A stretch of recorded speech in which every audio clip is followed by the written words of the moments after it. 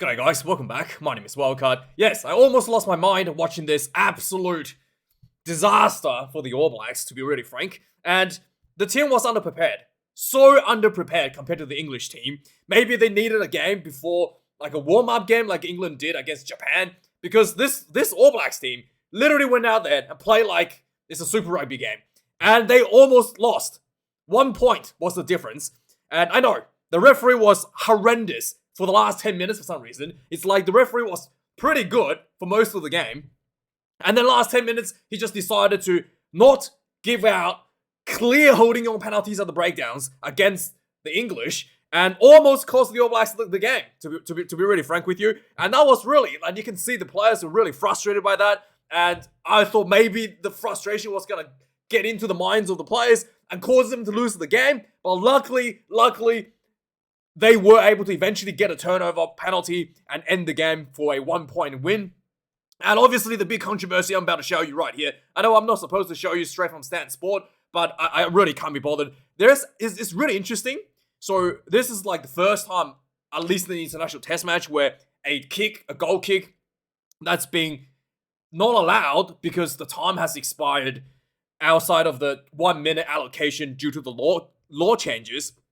And it's interesting, you get 1 minute after you indicate to the referee that you were going to kick the goal. And you might think that, wait, Damian McKenzie did not get the full minute he was given by the referee. But there's actually a conspiracy here because somebody actually stopped the clock at the stadium. And the referee actually made the right decision when it comes to timing the exact time of 1 minute that is allowed. So watch this conspiracy. I don't know what's going on here. This is something that's, I think, probably should be investigated because let's see what happened here, okay? So you can see here, Damien McKenzie get his thumb up. He's indicating the referee's going to kick for the goal, and the time is 20 seconds past 77 minutes, right? And the referee goes, yep, so 21, maybe, 77, 21. So that'll be the time that Damian McKenzie have. Damian McKenzie has time till the clock is 78:21 to kick the goal, right? So the referee goes, yep, sure. Go for the kick. It's indicated to him. Now let's fast forward to the kicking. Skip all this. So here, he's only got about 15 seconds left at this point. So right, remember the time is 21 seconds past, right? So he's got about, like literally 14 seconds left here. And let's see what happened here, okay? Let's see what's happened. 9, 10, 11, 12, 13, 14, 15, 16, 17, 18, 19, 19, 19, 19, Someone paused the clock! Did you see that? Someone paused the clock for him! And the referee actually made the right decision because he actually elapsed. But somebody had paused the clock at the stadium, knowing that Damian McKenzie wasn't going to get a kick out in time. And boy, that's insane. Actually insane. So, let me know your thoughts. I have never seen that in my life, but you saw it with your eyes. The clock was paused at 19 seconds, 2 seconds before, like 1 or 2 seconds before the allocated kicking time.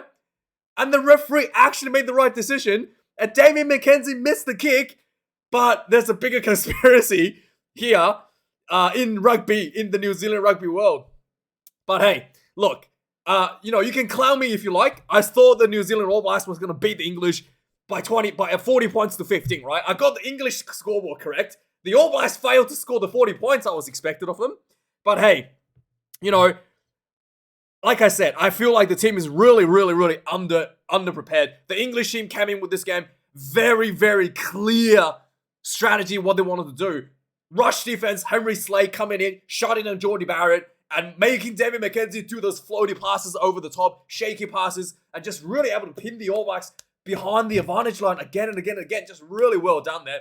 So, rush defense, when they're all on attack, they don't just kick the ball away every time. They ran the ball about half the time. Sometimes they kicked the high ball away, but they ran the ball half the time. and they knew exactly when to set up the box kicks. They knew exactly when to counter-attack. And then when they're inside your half, they have a game plan to attack as well, which involves a little grubber kicks behind, like especially when they're close to the shore side. They just try to grubber kick the ball behind, just down the sideline, force you to take the ball out for a line out, or maybe for even if they get take the ball out, it's still a defensive line out against the All Blacks, a pressure they can be applied. So that's just a very clear game plan that English had going into the game. And when they do have those set pieces as well, just very basic stuff. They know that the All Blacks, they didn't just have a set thing that they were doing every time from the line out setup as well. They were adjusting to what the All Blacks were doing. So the All Blacks were literally like not contesting the lineouts, expecting for the maul. And the English actually just went for the dummy maul. When they saw this, they just went for the dummy maul and yielded a try out of it, which I thought was really, really clever. And again, just people with good thinking, good planning behind the scenes. And the one thing, which is what I did expect as well, is the absolute dominance of the All Blacks scrum. There were a couple early scrums where, again, very clear that the English had studied the way that the All Blacks do their scrummaging, and they actually had a plan to deal with the scrum early in the game. The first two scrums, it looked like to me the English forwards just bent down on themselves, just kind of folded themselves down, like this. And then if you fold, the opposition flattens out, right? So it's just pretty simple stuff. If you're not holding the weight, you just pull yourself back. The opposition just overextends like that. And that's what it looked like the English was doing, at least for the first two scrums. And they were able to get the call from the referee from that as well. So I thought that was, very, again, it's just little dark arts that they were able to do. And they clearly studied how the referee would interpret that. And they got the call for the first two scrums where the All Blacks just, what is going on? They're not even actually contesting. And again, that just shows that the English coaches had a game plan going into this game. And I can't say that for the All Blacks. The only person that did his job was Jason Ryan, which was the absolute dominance of the scrummaging. Outside the first couple where the English kind of pulled back on it, it stopped, and then the All Blacks was overwhelmingly dominant for the entire game. The lineouts were really horrendous for the All Blacks. A lot of missed time jumps, missed throws. And what was really, really interesting to me was the fact that the All Blacks, the first maul the All Blacks did was almost around 75 minutes into the match. Okay, so I don't know what they're doing. It's almost very predictable. They just try to rush to get the ball to the back line. And, this is saying rugby as well. You have to earn the right to go wide. And I think that rings true more than ever in this match. The All Blacks just try to go wide every time. And they end up just going backwards. It's exactly how the English were expecting the All Blacks to play. And the rush defense just goes right into it. And the All Blacks just going backwards constantly. Because they haven't earned the right to go wide by going forward first. And it was just one of the things that you see so successfully from the Blues team, where they have their big forwards to go forward first, pick and drive, pick and goes, and then once you have the forward momentum, you can then go wide, and you have that space to go wide, and then you can actually get those faster, more agile wingers into the game a little bit better,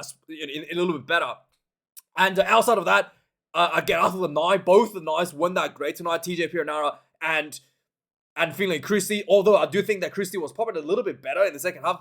Yeah, I actually don't know. Both weren't that great, to be honest. Both nines weren't that great, especially compared to Alex Mitchell on the opposition team. Alex Mitchell was able to be a threat. Every time he was behind the racks, he was a threat. Because he's always looking at going himself. He's always looking at who's the weak point in the defense. And he's picking players to go to the defensive line. Or he's taking out the ball and engaging the defensive line. And then doing almost as a playmaker. And yielding a lot of forward momentum for the English team. Something that the All Blacks just did not do at all. Both Knights and the All Blacks were just there to pick up the ball and pass it away, pick up the ball and pass it away, and that was just really one-dimensional. And then again, that I talked about this in my preview as well. I do think that D-Mac and the number 9s that he's working with right now is not really clicking because they literally. There was one time where I think D-Mac literally ran into his own number 9. I think it was Finlay Christie in the second. They literally bumping into each other. And it just really wasn't working at all this entire game. There was no cohesion whatsoever in that regard. And I think in the second half, I saw once Bowden Barrett came onto the field, the kicking game drastically improved as well for the All Blacks. The D-Max kicking game was just really one-dimensional. It was let's just run the ball. And then no more, we ran out of ideas, and I'll just do a little chip over the top. And it was so predictable, and the English just like, yep, we saw that coming. This is exactly what we're expecting from you. And once Bowden came onto the field, he actually opened up the kicking in a lot more. Went for those deeper options just to shuffle up the dynamic a little bit, just make it a little bit less predictable.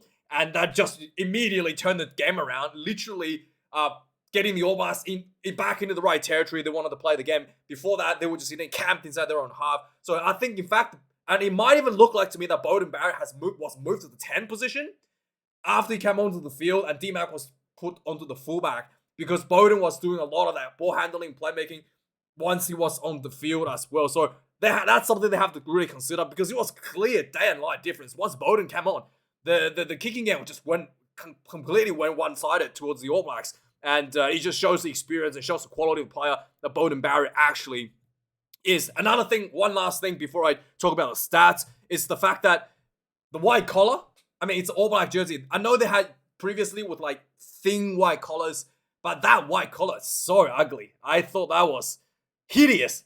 You know, the Adidas really to do a little bit better with their jersey designs, but like that white collar looked cheap. Look like someone just got a black t-shirt, and it looked really bad. I honestly didn't like that at all. But yeah, that's just a little bit nitpicking.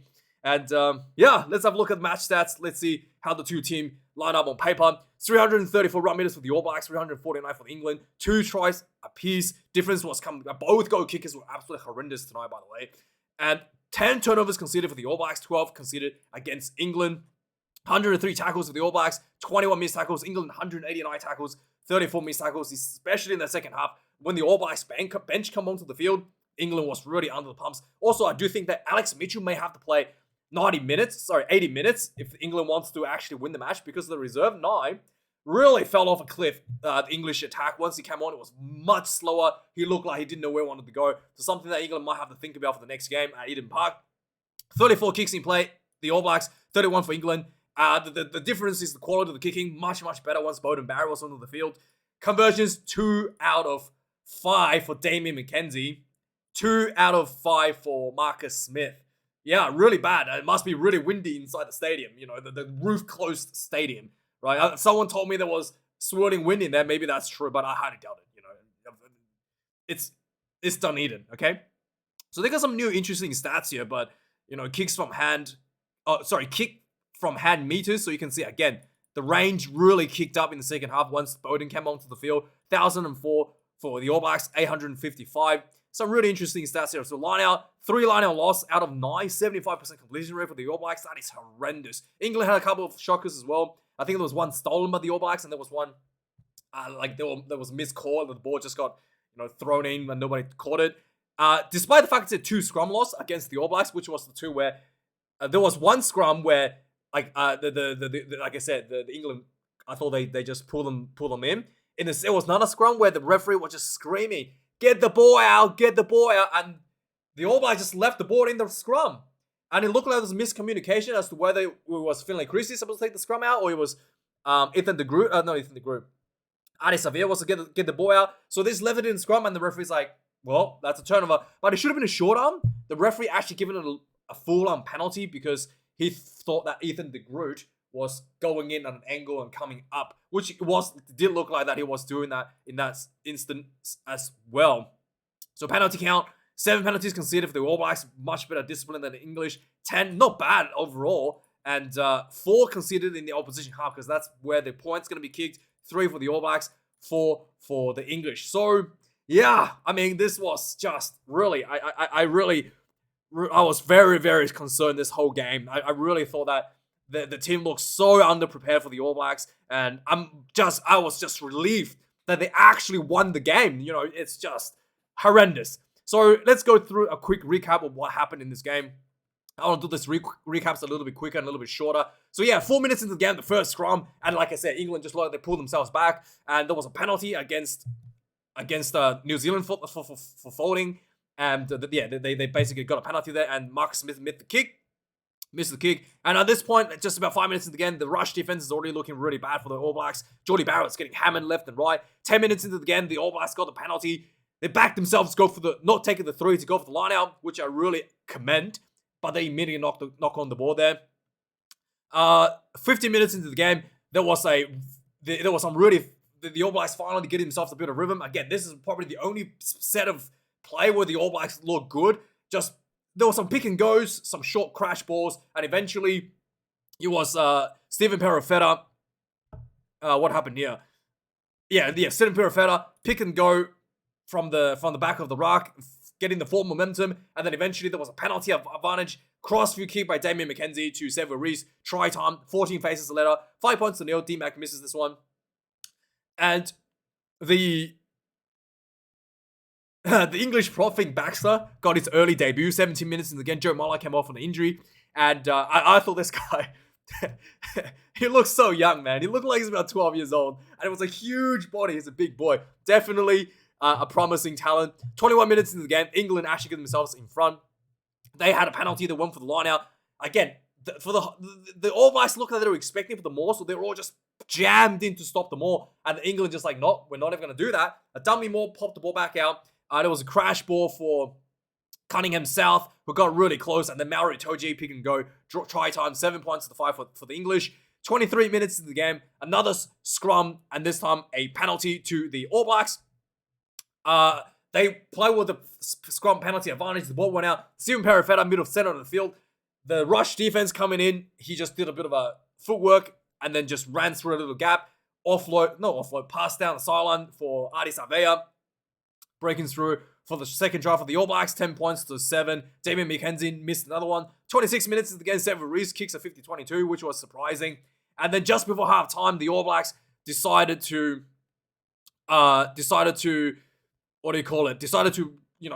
do one last play. They were leading by 3 points, tried to decide one last play, and they were literally going backwards. It went back about 10, 20 minutes. At that point, he probably should just kick the ball out. But no, they're still insistent on playing, just spreading the ball from one side of the field to the other, keep going backwards, and eventually England got a penalty right in front, kicked the 3 points. Freebie, 10 points to 10 at halftime. 42 minutes into the game, there was a scrum, like I said. Referee said use it, and nobody took the ball out. And there was reversed for a penalty, and Marcus Smith missed this one right in front. 47 minutes into the game, England gets themselves in front. This is where I got really, really, concerned. They just really kept it tight, looked really good, kept pumping through. The Alex Mitchell was just making the decision, looking threatening all the time. Eventually, there was a little Mitchell, took the ball up the defensive line, short ball to Cunningham South, ran through the little gap, and then they just kept on punching through with that momentum, got really close to try line, and then eventually the ball came out wide. Big long pass from Marcus Smith out wide to Faye Waboso, 10 points to 15. 53 minutes into the game, the All Blacks looking quite down and out at this point. The reserve starting to come on. There was a penalty to the All Blacks. They had taken the 3, 13 points to 15. There was a penalty against Tom Curry for not rolling away. 65 minutes into the game, there was another penalty for not rolling away against England. The All Blacks kicking out of 3, 16 points to 15. And then, boy, the last 10 minutes was just absolutely, really, really horrendous referee starting to kick in. There was so Fletcher Newell came onto the field as well with his partner in crime in Ofa Tuangafasi, just dominated scrummaging in the second half. I do think that around this time, Alex Mitchell was taken off the field, and immediately the England's attack just looked completely out of threat, and also Marcus Smith was taken off as well. So there was a dummy line out against the All Blacks, 71 minutes. Things just getting worse. And then there was 73 minutes. There was a high ball just outside of 22 by Bowden, I think he was. And Sever Reese put on a massive hit on, I think it was Freeman on the fullback position. And he put on the hit, and he was literally jackling the ball, and the referee couldn't call it. It was so bad. And then 76 minutes, it looked like one of the English players slapped the ball out of the hands of Finlay Christie. Again, how is that not a penalty? I'm not sure. 77 minutes of the game, another 77 minutes into the game, there was another penalty to the All Blacks, and we saw what happened. Someone paused the clock, but Damian McKenzie missed the kick. And finally, 79 minutes into the game, there was a scrum, and it looked like the All Blacks completely obliterated English scrum. No penalty call from the referee. The ball came out. Finlay Christie made the tackle, jackled onto the ball. He's just literally like yanking the ball. Still no call. And I thought, And then, in fact, the referee went the other way, saying that people were entering the rucks from the wrong side after Finlay Christie had it being like jackling the ball for like 5 seconds. It was so bad. This could have been the cost All Blacks the game here. But the England tried to go for the line out. Eventually, All Blacks did get the turnover and won the game. But man, that last 10 minutes was horrendous by the referee. Yeah, let me know your thoughts, guys. This conspiracy and Stan Sport, please don't copyright me.